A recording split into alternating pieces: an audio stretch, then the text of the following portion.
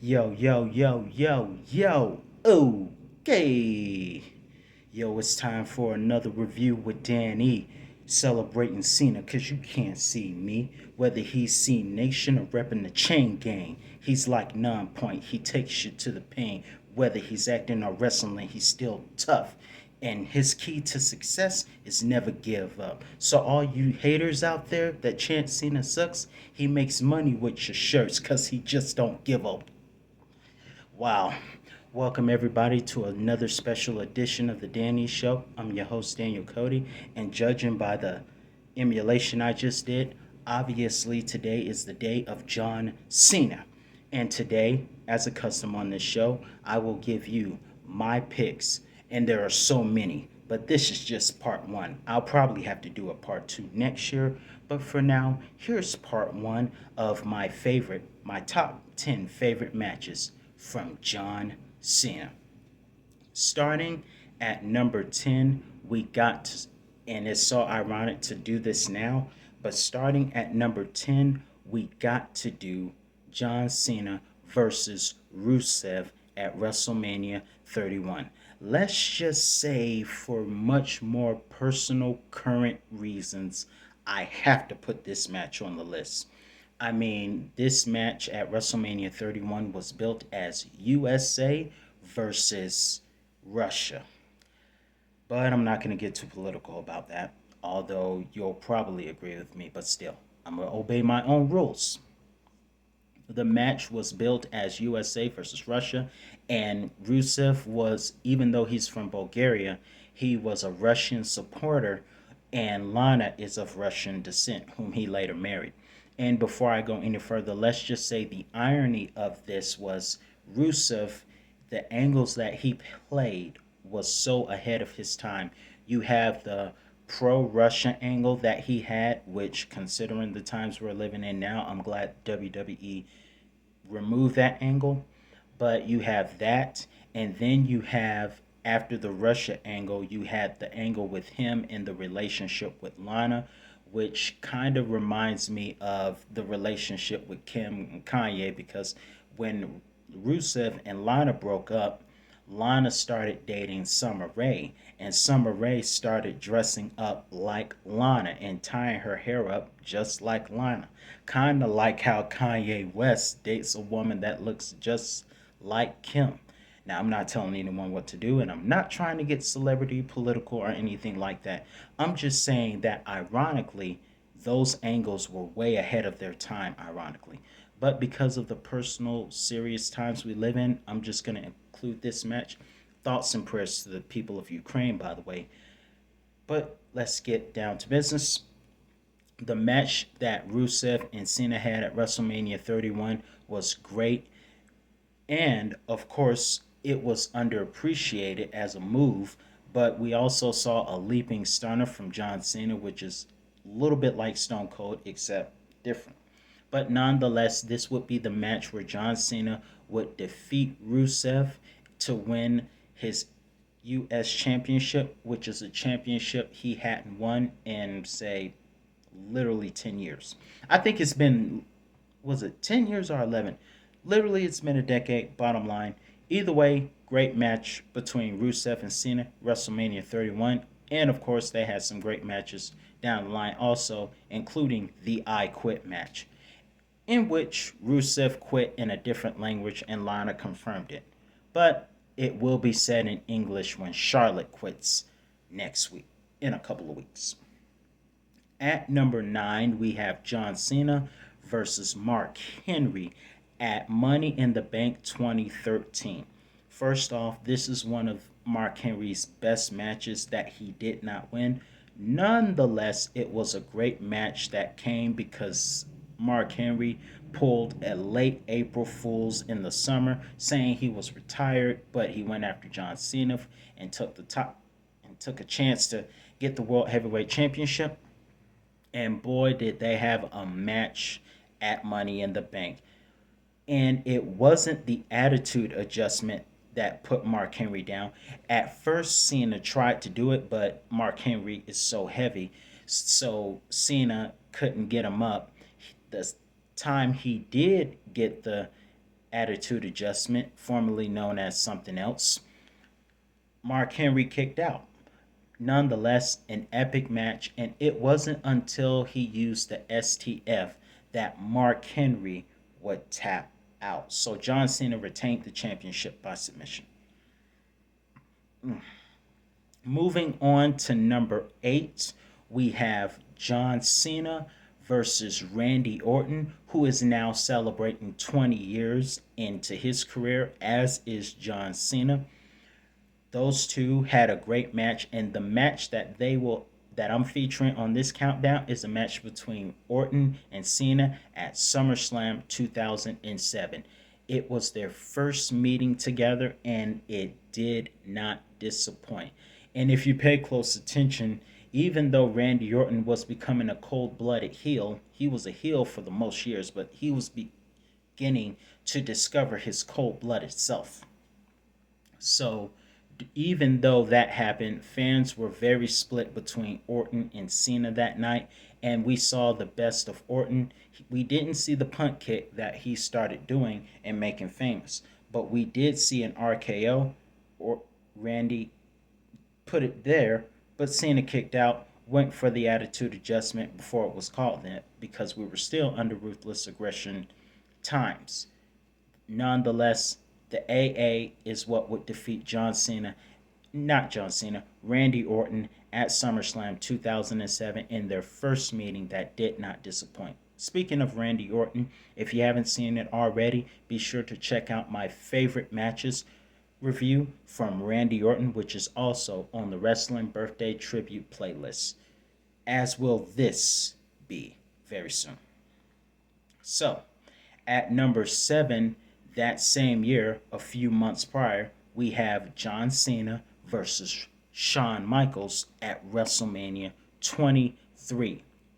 That match also did not disappoint. There was a rumor that Triple H was supposed to face Cena again for the second year in a row. However, Triple H got sidelined once again by a torn quadricep muscle, which happened in 2001 also. But this happened again for the second time. So, another DX member, Shawn Michaels, would face John Cena at WrestleMania in Detroit. And that one was also very, very special. Before we go any further, let's talk about the funny moment that happened before the match. When an idiot fan who should have got knocked out by Mike Tyson jumped in and took off all of his clothes, and fans had to, no, security took him out. And Shawn Michaels literally was like, bye. Nonetheless, great match between Shawn Michaels and John Cena. Shawn Michaels proving why he is Mr. WrestleMania, but John Cena was also a great WrestleMania performer. And just like Triple H, John Cena made Shawn Michaels tap out. Ironically, this would be the night, WrestleMania 23, where John Cena would get 2 victories in a row at WrestleMania via submission from the STF. At the time, there was a U at the end, which I now know stands for something that I cannot say.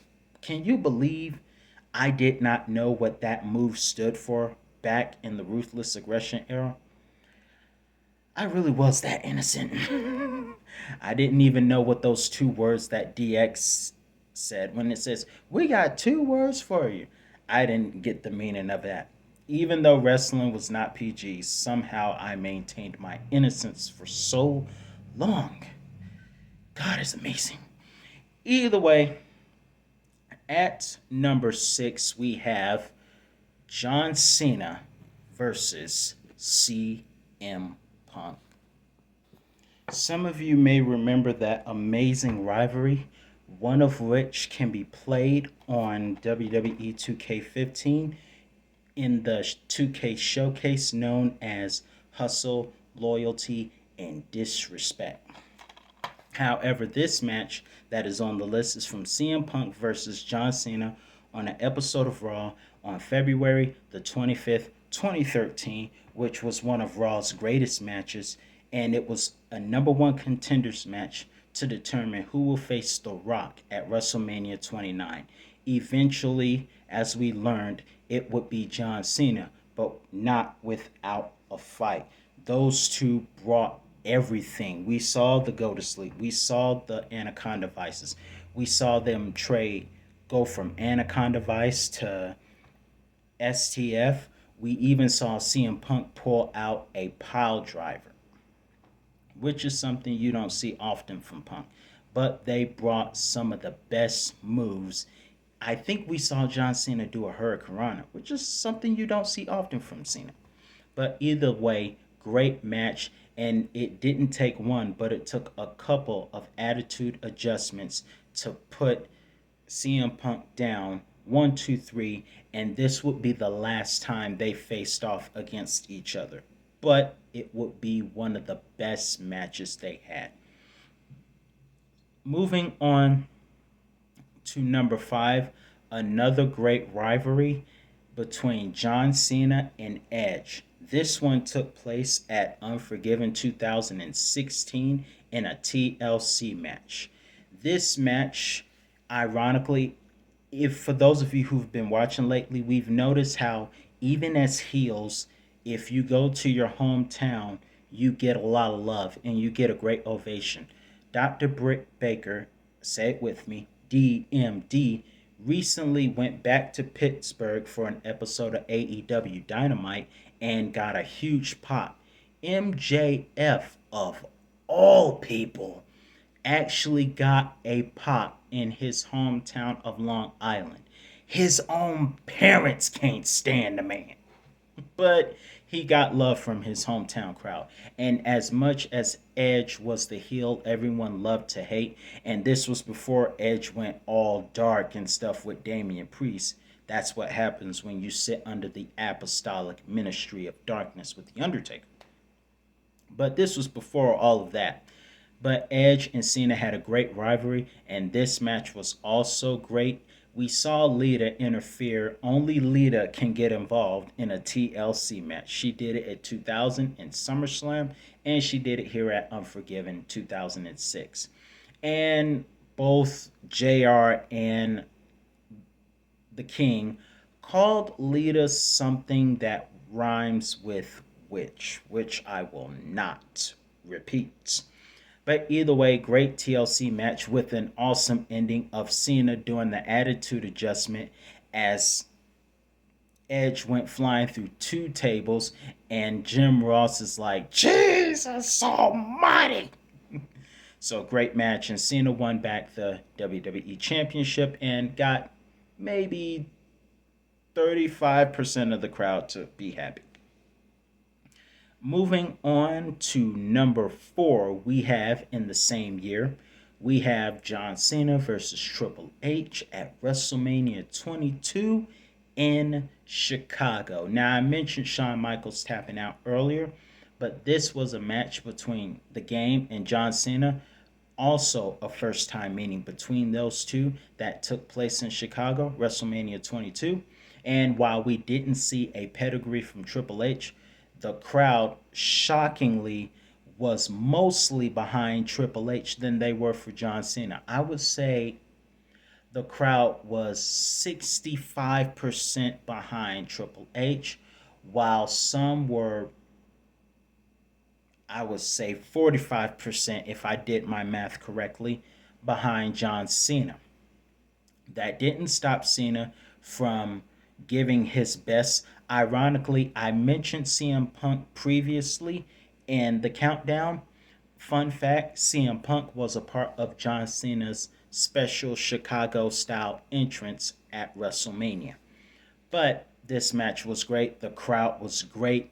The epic kickouts from the kickout of the attitude adjustment, the fans for Triple H went nuts.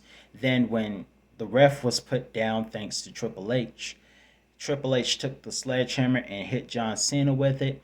And 1, 2, and then 45% of Cena's fans got excited. Nonetheless, it was the STF that made John Cena win the match as The Game tapped out. Some of the crowd was happy, and then there was one person in the crowd who had his hands over his head like everyone did when The Undertaker lost the streak.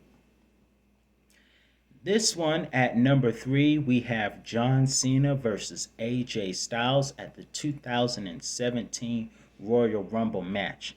This particular one was a redemptive match for John Cena because in the past couple of altercations with AJ Styles, who began to make SmackDown the house that AJ Styles built, over the past couple of counters at Money in the Bank, AJ Styles lost, thanks to help from his OC brothers, Bullet Club brothers. Also at SummerSlam in an epic match, which will be featured when it's AJ Styles' birthday, AJ Styles defeated John Cena in one heck of a clash for the ages.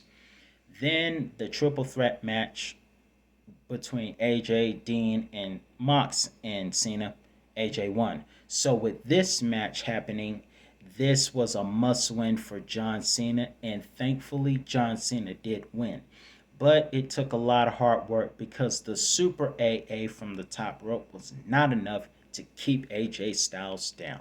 However, it took a little work, but John Cena was able to put AJ Styles down with the AA and win, tying Ric Flair's record for 16 WWE Championship wins. I don't know if anyone's ever gonna beat Ric Flair's record.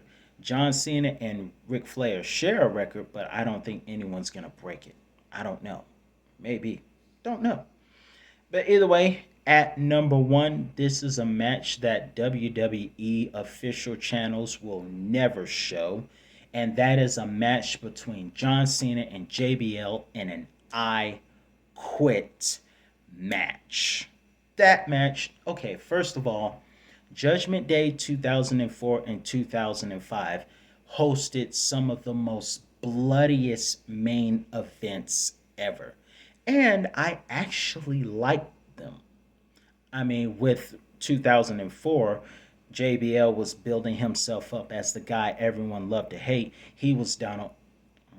I don't know. I better not say that. I better not say it. But he was Zeb Colder and certain presidents before their time. But either way, JBL was the guy we wanted to see get the crap beat out of him that night by Eddie Guerrero. And the next year, this alongside with the cringy angle of Angle and Booker T, we saw John Cena and JBL have one of the most epic but brutal I Quit matches. This ain't PG at all. But I guess that's what makes it so interesting was because it was not PG. And this was John Cena's first I Quit match, and he became the master of the I Quit match. As will Ronda become the master when she makes Charlotte say I quit. There's no way Ronda is quitting. Just like John Cena is a never give up guy. He won the championship and took the original gold back. And JBL tried so hard to say, stop, I quit, I quit. He did it to save his butt, but John Cena still hit him with that truck pipe. And at number 1, we have one of John Cena's greatest rivals who had one of the dream matches of the ages, John Cena versus the great one, The Rock, at WrestleMania 29. Now, somewhere, I don't know when, but somewhere during the match, The Rock tore one of the muscles right around here. But thankfully, it didn't stop them from delivering an amazing match. First off, John Cena learned not to steal The Rock's move, the People's Elbow. He tried to do it again, but he caught The Rock in the act. Now, the story was built as a redemption match for John Cena because in the previous year, The Rock and John Cena faced off in The Rock's hometown. And, of course, The Rock won the match when John Cena tried to steal the People's Elbow. And it crushed Cena for almost a year. But this match was the match. It was still epic. We still saw the best of both men, both Rock and Cena, in New Jersey. outside of New York City. And with that being said, it was another, I think, the third or fourth attitude adjustment to The Rock that would not only give John Cena redemption in defeating The Rock, but winning that championship from The Rock, because at that time, The Rock was the WWE champion, as he said the night after WrestleMania 28. After the match, John Cena and The Rock shook hands, saluted each other, and John Cena stood tall with the fireworks of New York City. They would team up for a moment to fight off the Wyatt family at WrestleMania 32. But you can't argue, this was one of the best rivalries ever between The Rock and Cena. So, what's your favorite John Cena match? Let me know in the comment section below. I'm your host, Daniel Cody. That's all the time I have for you today. You can't see this. See you next time.